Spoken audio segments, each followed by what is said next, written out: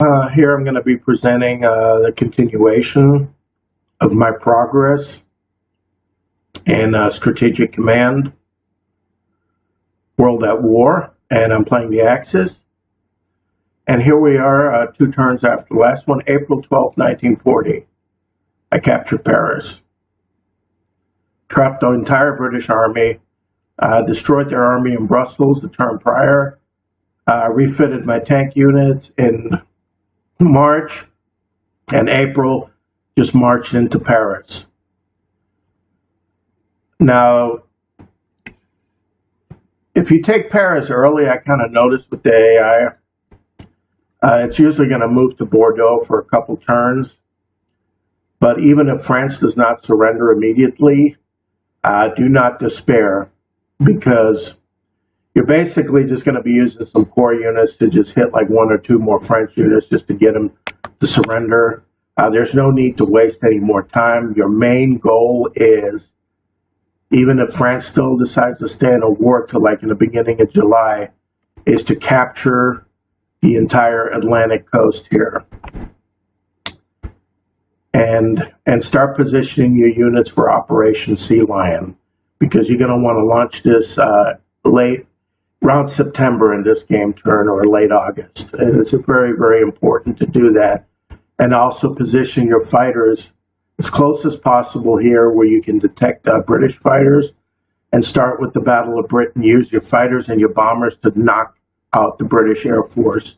The fighter command, I think they got 2 of them there probably. If you can knock those 2 out, great. And then by the time the invasion of England commences, you can pretty much, your ground forces, the land, can take care of the bomber command. But that's the main thing, is get rid of the fighters, because when you do launch Operation Sealion, it's going to all be targeted on Portsmouth, all the planes. So even when France does not surrender, just let them just start setting things up, capturing these ports and setting things up, as you'll see happen here in this game. Like I said, I'm loading key parts of the game to show my strategy and how it went. And the Italians, right from turn 1, have already attacked into Egypt and made a little progress. And you see this engineer unit here. This is a top priority target, because if you can kill this, it cannot build any defenses. Like I said, the Italians aren't strong enough to conquer, beat the British entirely, because the British are going to be getting armored reinforcements and reinforcements from everywhere. But the only thing is the Italians can keep them busy by continuously weakening the units. And since Italy is only going to be spending its money just on the Egyptian war here, we're not going to do anything with Abyssinia. That's pretty much pointless, because you need a headquarters unit, and I chose not to. The British are going to take this. Now, unlike the war in Europe, you do have to count on a strategy that even when the Africa Corps arrives and you do take Egypt and all that and start marching up towards the Middle East, you got to worry about what's coming from down here now. So that's going to be another thing to think about. And in the meantime, in Japan, I'm finally encircling Nanning, and just basically just slugging it out with the Chinese. Now, one thing I did notice about the war in China, the terrain is just awful. Just all mountainous terrain, and there's very little chance of progress other than against the roadways. And even weaker Chinese army can defend that pretty easily. So Japan conquering China is going to be a formidable task. And the Chinese even have chances to counterattack, which they did with me. But I am making progress here in the south. Like I said, I don't know much about, the variables and the different decisions. I haven't read the entire manual yet. I just pretty much skimmed through it. But from history, I know that eventually, when France falls, Indochina becomes part of Japan. I think late 1941, late summer of 41. So But yeah, China is really, really tough. They have a lot of units, and the terrain is just not. It's not comparable to the slugfest in Russia that Germany, with the fall of England, Germany will win. I mean, this is nice fighting terrain. China is just awful.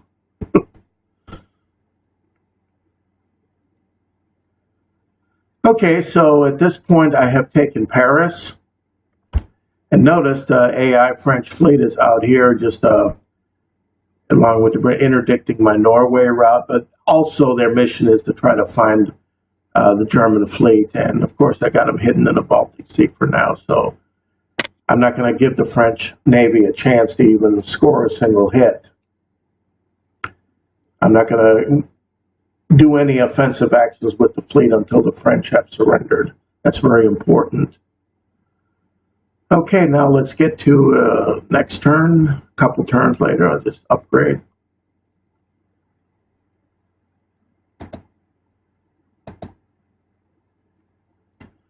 Okay, it is 2 turns on June 7th, and France still has not surrendered, even though I've had Paris for a couple turns. But as I told you before, I just moved and captured the entire French coast here. And they moved their capital to Bordeaux, so I'm pursuing them to Bordeaux. I even cut all the way down here. I mean, they're going to have to see reason very quickly. Like I said, I'm attacking with a few corps.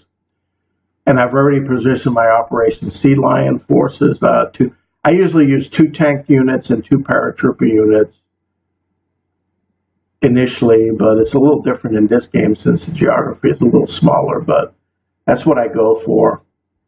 Luftwaffe is up here, the fighters. I destroyed 1 fighter in Maidstone. There's still 1 here in Reading. And I know the British also have at least 2 carriers that can oppose me. But like I said, just the fact that France hasn't surrendered yet, well, I lose some income.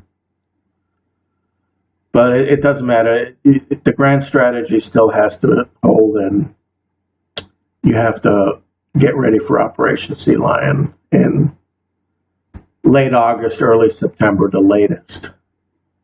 And still, the French fleet is still up here, probably all masked up, wanting me to come out, but it's not going to happen. I'm not even going to waste a single U-boat on them. And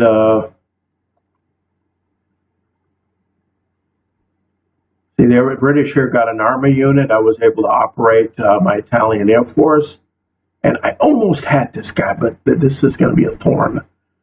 It would have been so sweet had I been able to knock this guy out, this British army out. That would have made it easier, but it didn't happen. So, but with a better die roll, it could have been possible. And here, the Sudanese British are already attacking the Italian colony of Ethiopia.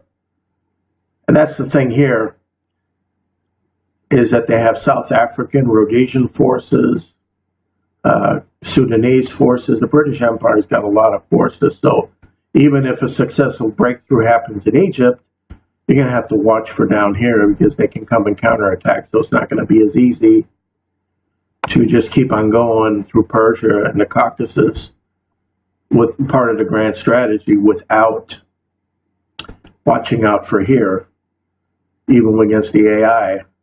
I think in the European war game, you could move units from Canada like 4 turns into the Red Sea and be a nuisance, but the AI doesn't do that. But here, even if I capture Egypt, it's quite possible that these units may try to counterattack up there. So I'm going to have to think about that, what to do in case that situation happens. And I notice also, well, first you got to launch Operation Sealion, but then there's another necessity.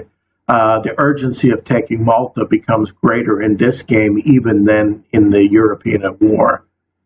The European War game, you can, with the very early aggressive strategy, you can pretty much, and the Africa Corps arriving, you can push to Egypt without taking Malta, but I don't see that to be that simple here in this game. It's like you have to take Malta for a successful African campaign. Like, I even took this unit out, so I didn't even need it against the French. They're not going to come into Italy. They're on the verge of surrendering. And I did start, I finally took Nanning here, and I'm marching upward towards, and somehow I had a couple of oversights over here, and the Chinese ended up taking Canton. And I created this republic, this pro-Japanese Chinese government here. But I noticed, I really didn't pay much attention here. I noticed my fighter unit is in danger, and there's nothing to stop the Chinese from just waltzing right in here. So I should have brought this Korean unit in here, possibly, but I made a mistake here, and it's going to be costly to a certain degree, but that's the thing. If you have a very good grand strategy, even some tactical errors and some bad die rolls are not going to affect the outcome, unless you get way too many in a row, but that's unlikely. But like I said, I'm not even closely playing, even as the Germans. I'm really not playing a perfect game. I'm making tactical mistakes, but it really doesn't matter as long as your grand strategy and your basic strategy is okay. So this is the situation in June 7, 1940. And I do have, the fleet is finally up here near Narvik. And at the right time, after France surrendered, they're going to come down and join for the Battle of the North Sea. Battle of the Dogger Bank in the North Sea, which usually coincides with Operation Sealion. That's an attempt to divert the entire British fleet so that you can cross the channel.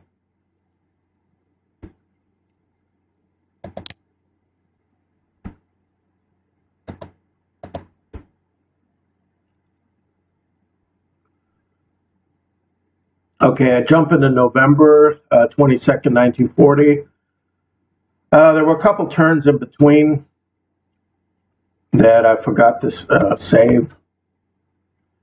But basically, France was just stubborn. I think it was finally sometime in July, it finally surrendered. But I was already engaged with the Royal Air Force.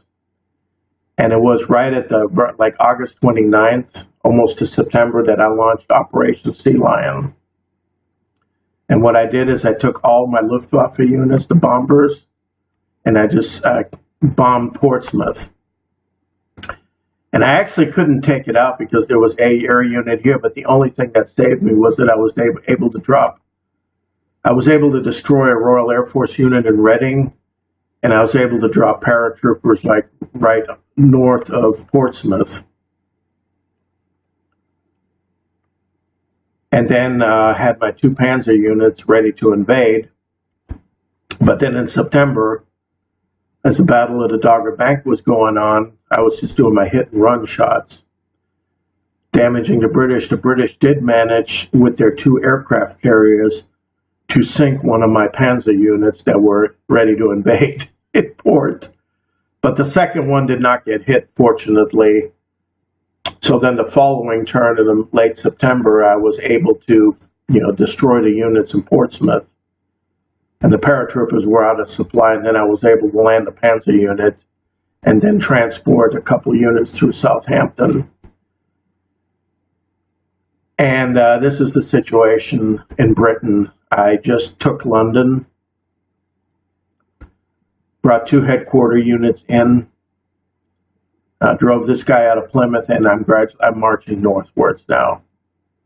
And it's very important to bring the 2 headquarters in. And the only thing I'm going to do is bring another army and maybe 1 more corps in.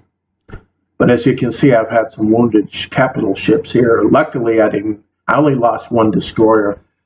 Like after the Battle of the North Sea, let's take a look here. Losses. Kriegsmarine, yes, I lost a destroyer.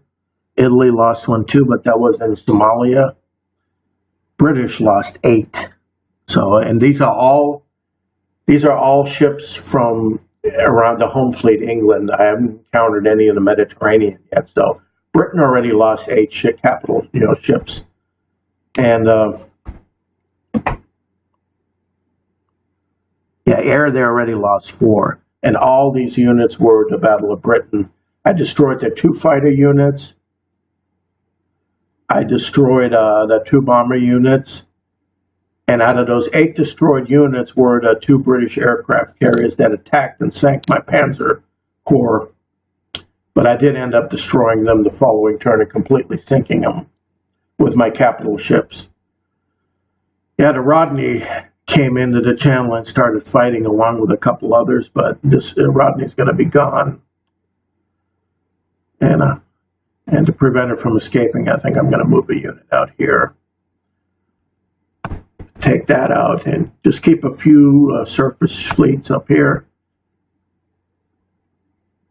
And as you see, I brought the Graf Spee, the Deutschland, and that sub down to join the battle. I have the Bismarck already. Bismarck took part in it. So now the invasion of England has happened. London has fallen, and I'm well on the road to taking England. And there's one thing. I always send a few units here as I'm marching eastwards to get ready for the attack on Yugoslavia. But now that Great Britain has fallen, London has fallen, that's important.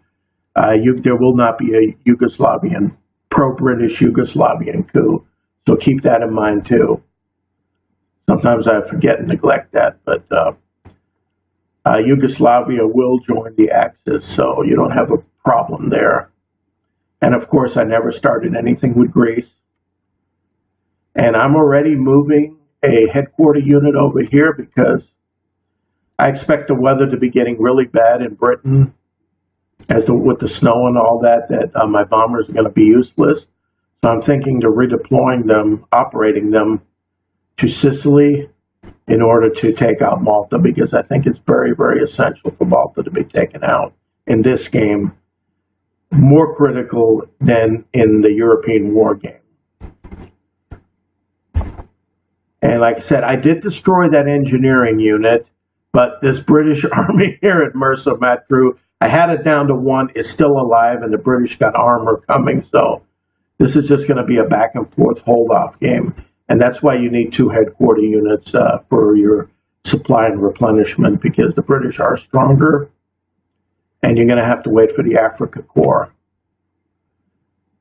And as I mentioned earlier, I made this little mistake here. The Chinese were able to take Nanning, but I ended up calling in reinforcements to recapture Nanjing. But in the process, I lost Wuhan. But, just an oversight. But on the plus side is I'm making great progress in southern China. I have Henyang completely surrounded, ready to fall. So I could be pushing along this road towards Chongqing, completely outflanking the main Chinese army. I don't know if Chongqing falls, if China surrenders. I'm not sure yet. I haven't really read everything. And plus, well, I guess my manual's coming. I ordered the box version too. And as for Japan itself, I'm doing upgrades, as well as Germany and Japan. My most important upgrades are production, industrial capacity, and logistics. And the other upgrades will come along. You just have to stay par with the enemy. Your main thing is get your production, logistics, and all those. Those are extremely important upgrades, as far as I can recommend. And things are still the same up here in the north. This is just back and forth. Fortunately, I don't know if Suchar can hold, so I'm thinking in a few turns maybe to bring this Korean unit in to help. And now let's get to the final turn.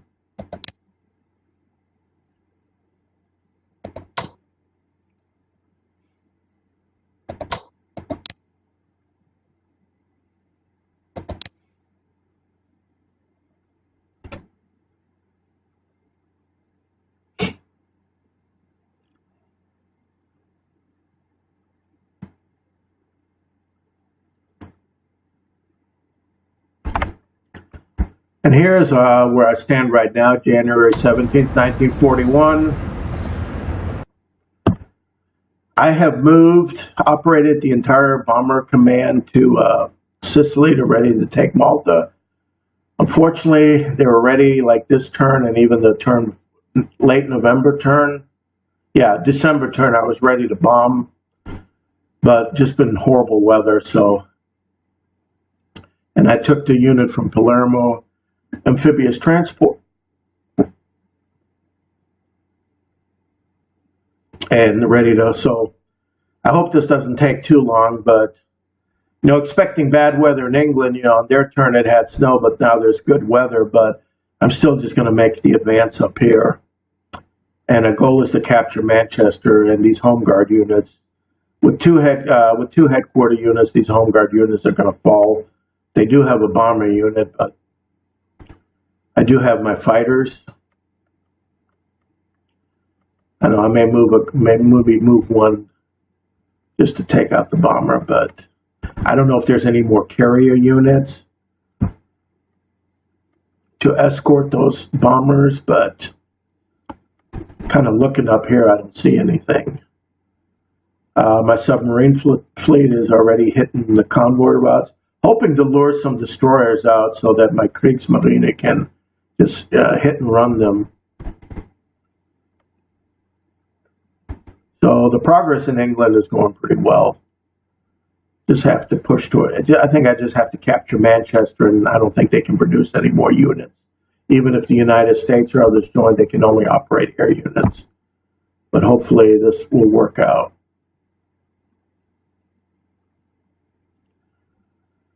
And down here, unfortunately, Rommel's Africa Corps, unlike in the European game, it deploys in Italy. And it was at half strength, so I had to spend a lot of money just upgrading them, and I'm going to be transporting them to Africa. But hopefully I can destroy Malta first, so they won't be able to detect them. I can pretty much safely move them at least to Benghazi. And like I said, the strategy in this game is a little tougher. I'm still having trouble with this unit at Merzamatru. The Italians have been counterattacking the units over here, like this armor unit got very weakened, so I'm just switching them out continuously. Hopefully this will survive. And instead of Britain committing for Air Force and, you know, fighting in England, they decided to keep them in the Middle East, which is making my job a little more problematic. But if I come in with the Africa Corps, hopefully I can resolve that. I may just let the Italian army turn here and try to outflank. I don't know if that's possible. The supplies, yeah, that's going to be supply zero. It's going to only be this way. I'm also considering maybe after Yugoslavia joins, just don't have.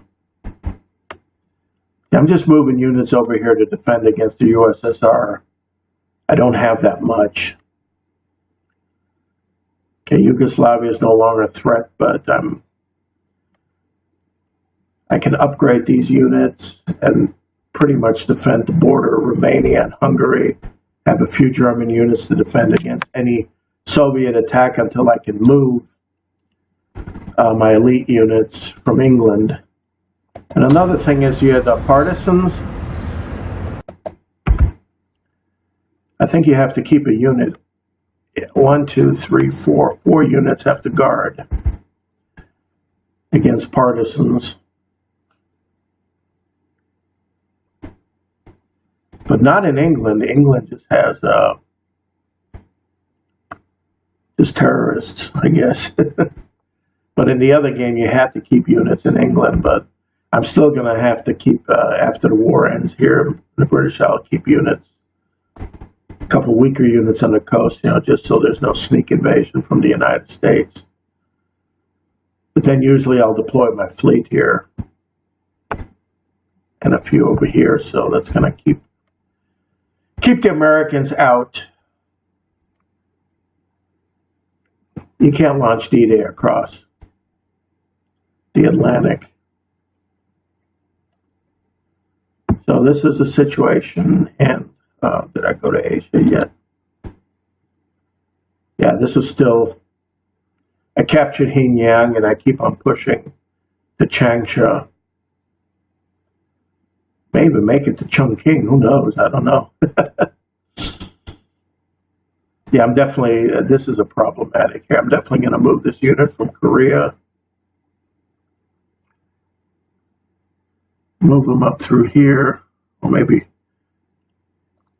I'll move them here and try to occupy Sucha with a core unit. I don't know if that garrison is going to be able to do much. I don't know what the Chinese, I seem to have a hard time just moving one hex over here. It's just, I guess, the terrain in China said this is a very difficult war in China. And unfortunately, I carelessly lost a fighter unit in this Nanjing counterattack. I completely missed it. But that's what happens when you neglect something. But the main focus is still in Europe, so conquest of Britain is the top priority. And hopefully I'll get some good weather the next couple turns so I can just pummel and take Malta. All right, so this is my current update on my progress. And thank you for watching. I hope you've enjoyed this.